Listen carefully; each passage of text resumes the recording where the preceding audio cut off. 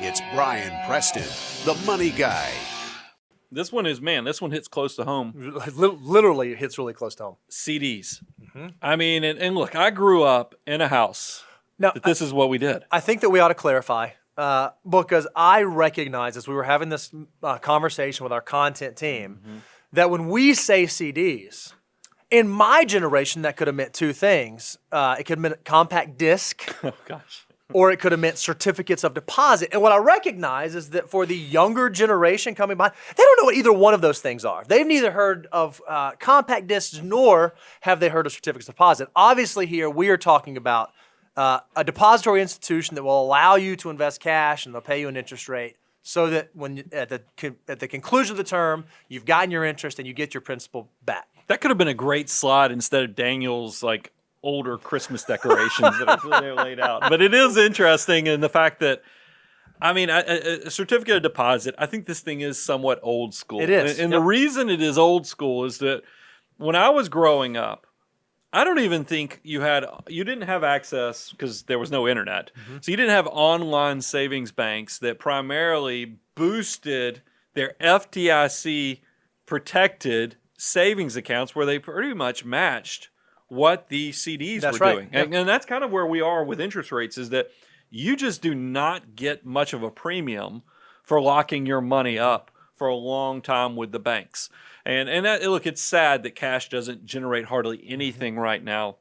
But in recent memory, it was doing decent. As recent as a couple years ago, your high yield money market, you pay 2.5%. I mean, that's not going on right now today. But that was going on, in the last two or 3 years. Yeah, but I would caution people. Here's one thing about CDs that bothers me. If you go out, because you get paid more the longer you go out on the duration. But who wants to lock in for 5 to 7 years on a CD where we are currently with interest rates? And that's where we are, because if we ever got into a recovery or rise of interest rates, you're going to be pretty sad that you're locked in on that long-term interest rate. But there's more, and this is the point I wanted to make about wealth creation and those of us that don't come from families that have wealth, is that we don't realize the mental block we have to the big risk, which is the opportunity cost of the situation.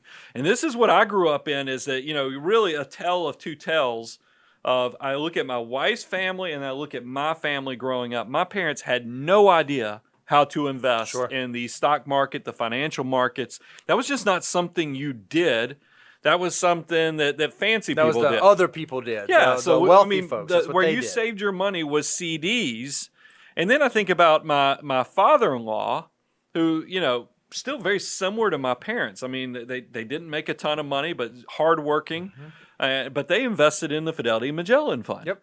And the difference of that simple decision is tremendous. I mean, there is a material impact of somebody who thinks their long-term investment is CDs or cash versus somebody who lets that army of dollar bills actually work just as hard as you do with your back, your hands, and your brains. Yeah, I think one of the interesting things with CDs is the siren song used to be, again, this is a little bit of an older thing now, it used to be the safety of it. It's a guaranteed interest. It's a guaranteed rate of return.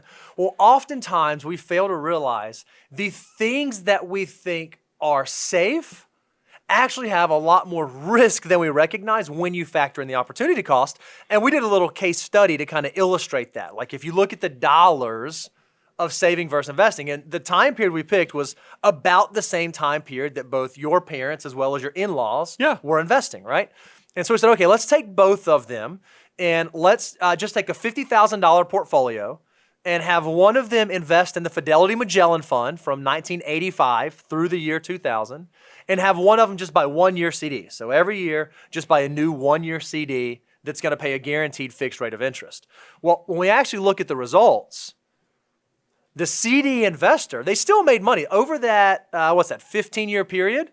That $50,000 turned into about $118,000. So it more than doubled. However, for the individual that understood investing and understood the risk premium and understood letting your army of dollar bills work for you, their same $50,000 invested over the exact same time period turned into almost $836,000. And here's the thing. This is where I'm counting on my inflation trolls to crawl out of your bridge and jump out on this is that I think the fallacy of somebody who doesn't understand money or doesn't come from a family with money is my parents would probably look at that 50 turning into 118 as a win. That's great. Yeah, Not double the money. understanding that the purchasing power of that money, if anything, it kept up or lost purchasing power because of the detrimental impact of inflation. Yep. Whereas putting your money to work, your army of dollar bills, not only fights inflation, but it creates wealth. And that's the biggest thing that I tell people, be very careful. Because I'll tell you another thing I see, Bo, and this isn't in our show notes, but I see it from us doing 401k presentations. It is not uncommon. You go I think about when I was on a school board and the teachers and the 403Bs, and a lot of the teachers would choose the stable value fund. Yeah. I'm talking 25-year-old teachers or 30-year-old teachers. Like, man, I don't want to take any risk.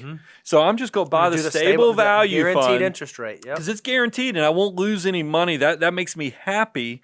Meanwhile, they can't touch the money until they're over 60 anyway. And if you can't touch the money for 25 to 30 years, guys, I'm going to tell you, get excited about innovation. Get excited about what's going on with technology. You can be a part of the success of the economic expansion and growth of the world if you just will do it versus if you just want to be safe.